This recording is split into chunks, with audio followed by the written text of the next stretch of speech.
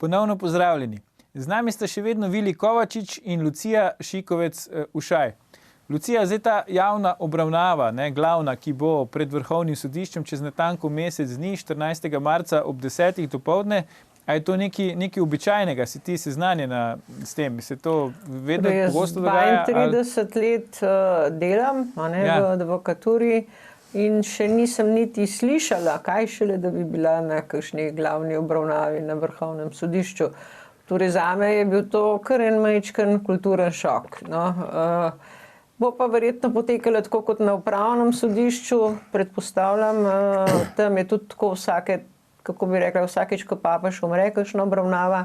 Nič kaj posebnega, drugače si ne predstavljam, vsaka stranka bo predočila svoja stališča. Ne more se zgoditi nekaj, ampak je pa to nekaj, česar še nisem doživela, niti slišala, da je kdo doživel. No, bom pa jaz dokumentiral tole. Se pravi, unikum. Jaz sem unikum Jaz sem že, ker sem imel na ustavno sodišče to vlogo, sem od ustavnega sodišča zahteval javno obravnavo.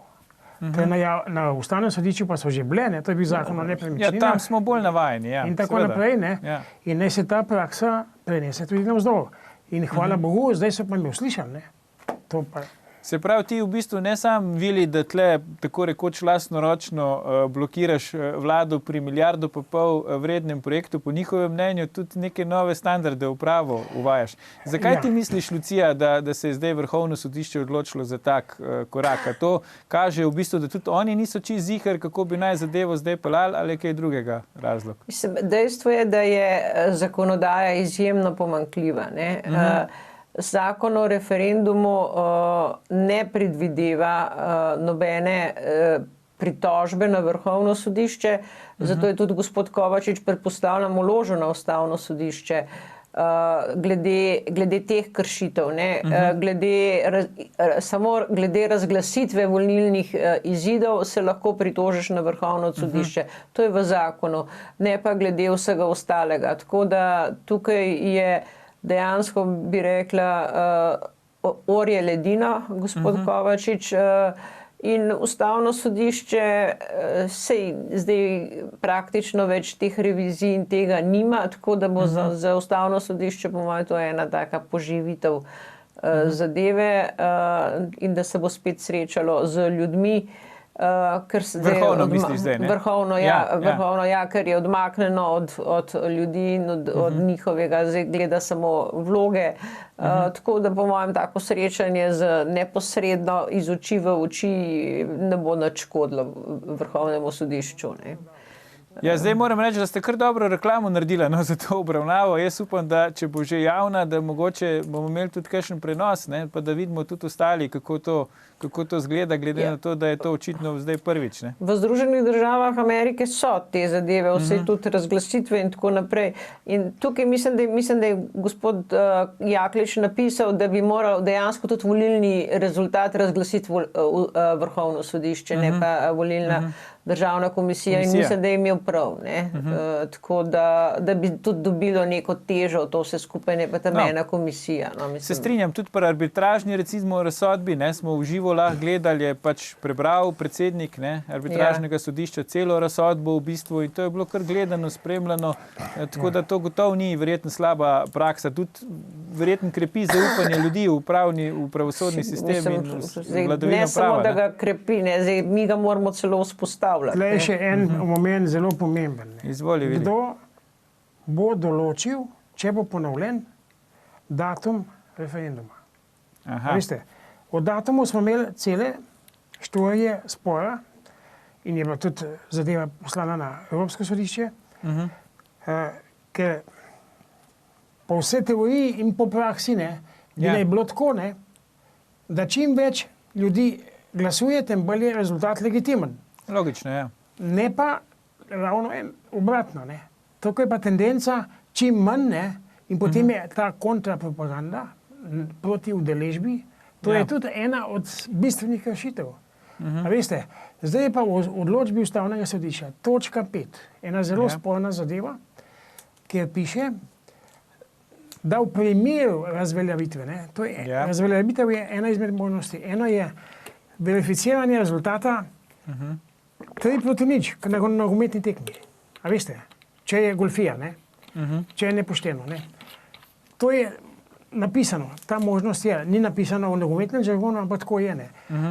Druga pa je razveljavitev samega referenduma. V tem primeru pa Državna volilna komisija, tako piše, jo ustavni pravniki, po vročitvi sklepa Vrhovnega sodišča zahteva, da Državna volilna komisija v 2 dneh določi datum. Poglejte, tukaj sem pa jaz ponovno v opoziciji, tudi proti ustavnemu sodišču. Veste zakaj? Zakaj? Ker po zakonu, to se pravi, tukaj pa ustavno sodišče navaja na nezakonito ravnanje. To se mi zdi nonsens, ne? Po zakonu je tisti, ki razglaša datum referenduma, predsednik Državnega zbora. Vendar v tem primeru, ki pa je izjemen, ne, pa jaz predlagam samo v soglasju z predlagateljem referenduma.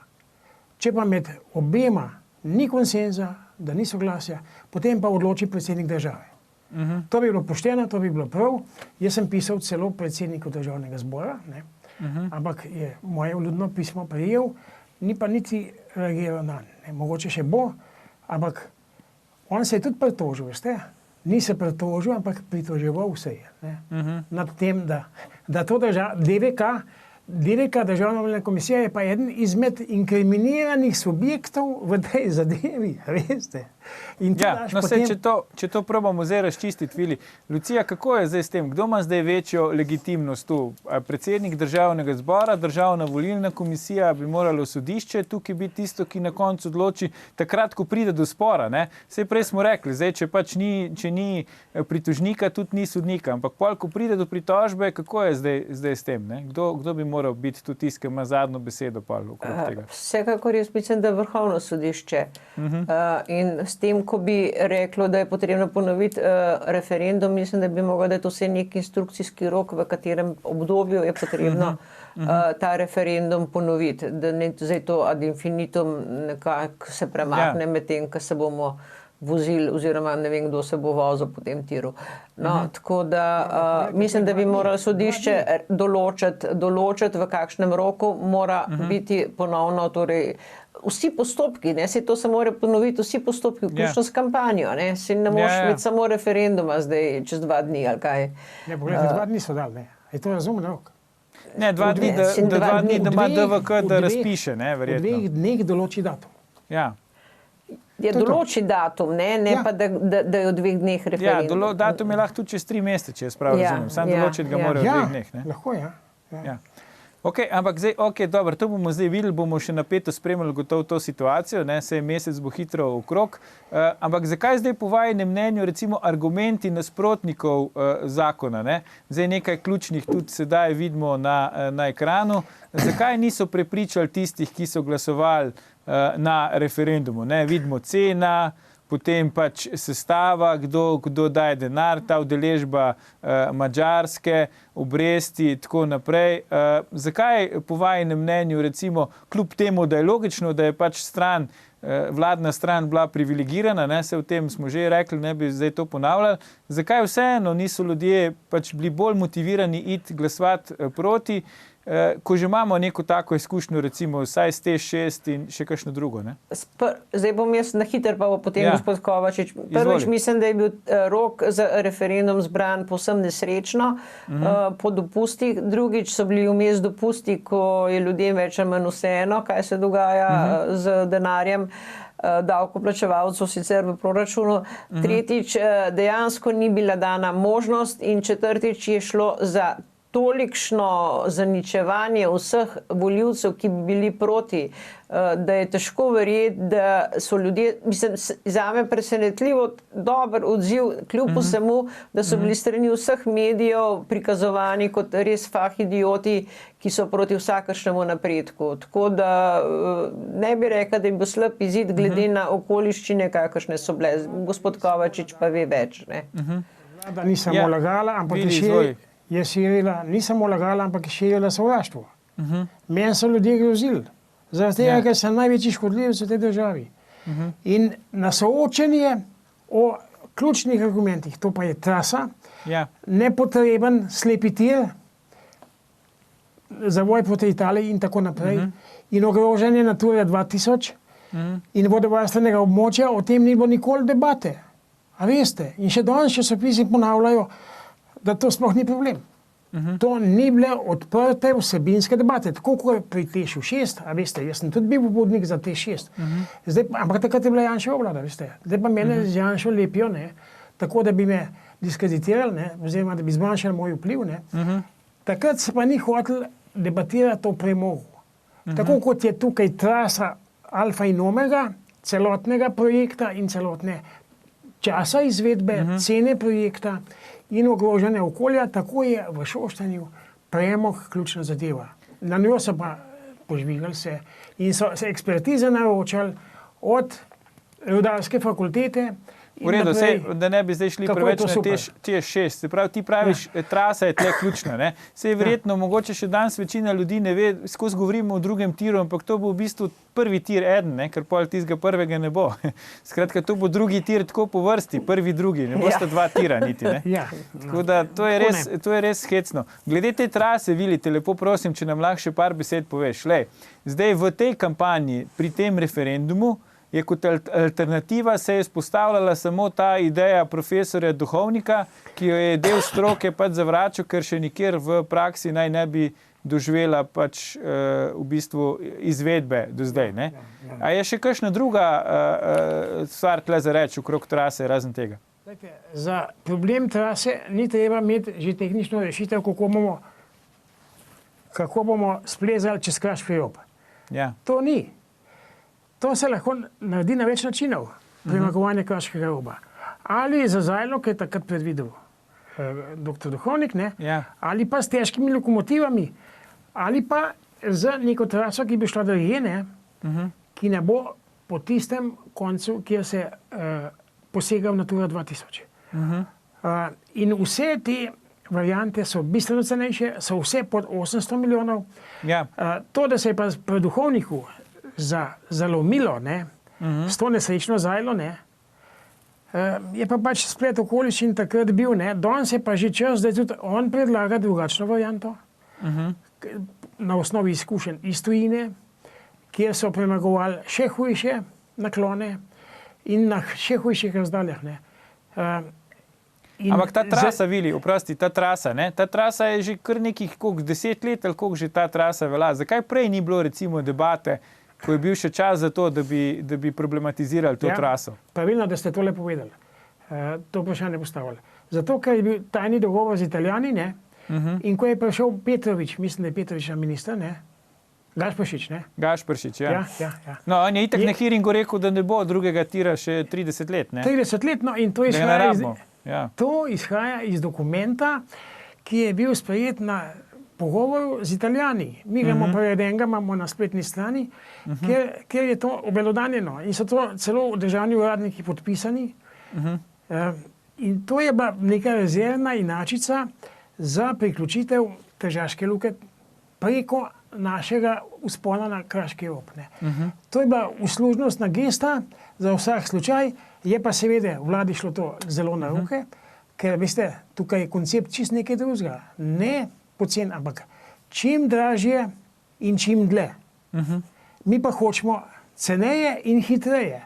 Naše stališče je 3-krat ceneje, 2-krat hitreje in brez škode za okolje. Okay. To bi mi morali imeti možnost pojasniti ljudem, potem bila udeležba drugačna. Pa niste imeli. In bi rezultat. Pa nismo imeli, vlada imela pa oglase svojega denarja, pa še posadko 20 ljudi, veste, ki so hodili okrog. Tako, ki so to propagirali. Ja, vse to smo že povedali. Zdaj počasi se bližamo koncu oddaje, zato bi vam postavil še zadnje vprašanje. Kdo je zdaj po vajinem mnenju glavni krivec, da je projekt pač zapeljan tako, kot je, ne? In ali gre v tej predlagani izvedbi res za tako poguben projekt, kot je denimo Teš 6, ne? Mi imamo pripravljen, saj mislim, da imamo pripravljen tudi en tak zelo zanimiv, bi rekel, grafični prikaz, malo je igra z imenom direktorja podjetja, ne? Dragonja gonja v drago investicijo. Se pravi, Lucija, Vili, kdo je zdaj glavni krivec tukaj, da smo v situaciji, v kakršni smo? Vsekakor vlada, ki je hitela, ni upoštevala stroke, je držala v tajnosti vrsto informacij, tudi ne nazadnje so Madžari tajni, o Madžarih se govori zdaj v zadnjem času, do zdaj so bili, kada jih ni. No.